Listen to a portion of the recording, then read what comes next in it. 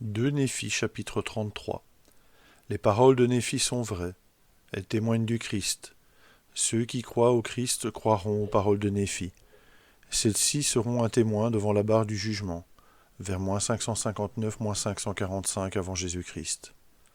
Et maintenant, moi, Néphi, je ne peux écrire toutes les choses qui étaient enseignées parmi mon peuple, et je ne suis pas non plus puissant à écrire comme je le suis à parler, car lorsqu'un homme parle, par le pouvoir du Saint-Esprit, le pouvoir du Saint-Esprit porte ses paroles jusqu'au cœur des enfants des hommes.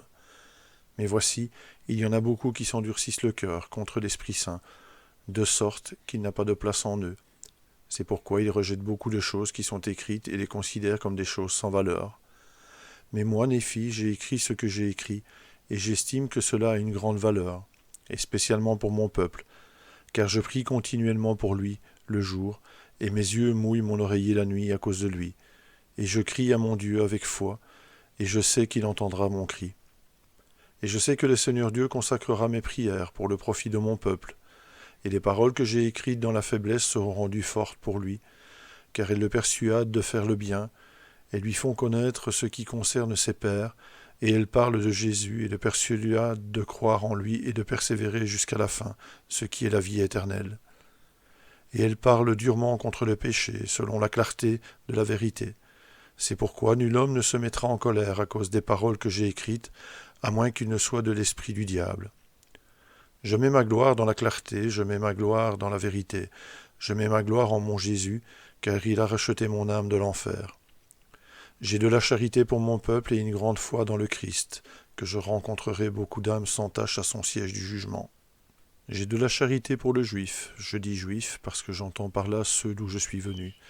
J'ai aussi de la charité pour les gentils, mais voici, je ne puis espérer pour aucun de ceux-ci s'ils ne se réconcilient pas avec le Christ et n'entrent pas par la porte étroite, et ne marchent pas sur le sentier resserré qui conduit à la vie, et ne continuent pas sur le sentier jusqu'à la fin du jour de l'épreuve.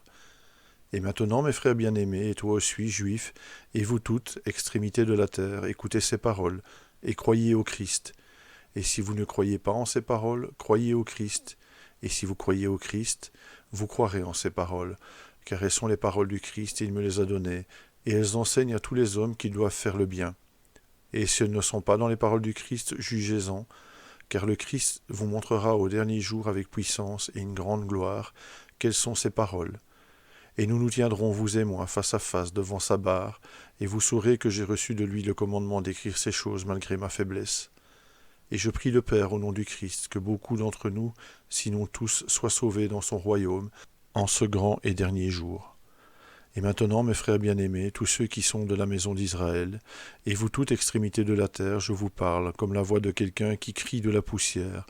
Adieu jusqu'à ce que ce grand jour vienne. Et vous qui ne voulez pas prendre part à la bonté de Dieu, et respecter les paroles des Juifs, et aussi mes paroles, et les paroles qui sortiront de la bouche de l'agneau de Dieu, voici, je vous dis un adieu éternel, car ces paroles vous condamneront au dernier jour.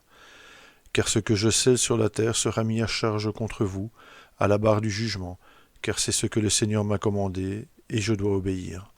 Amen.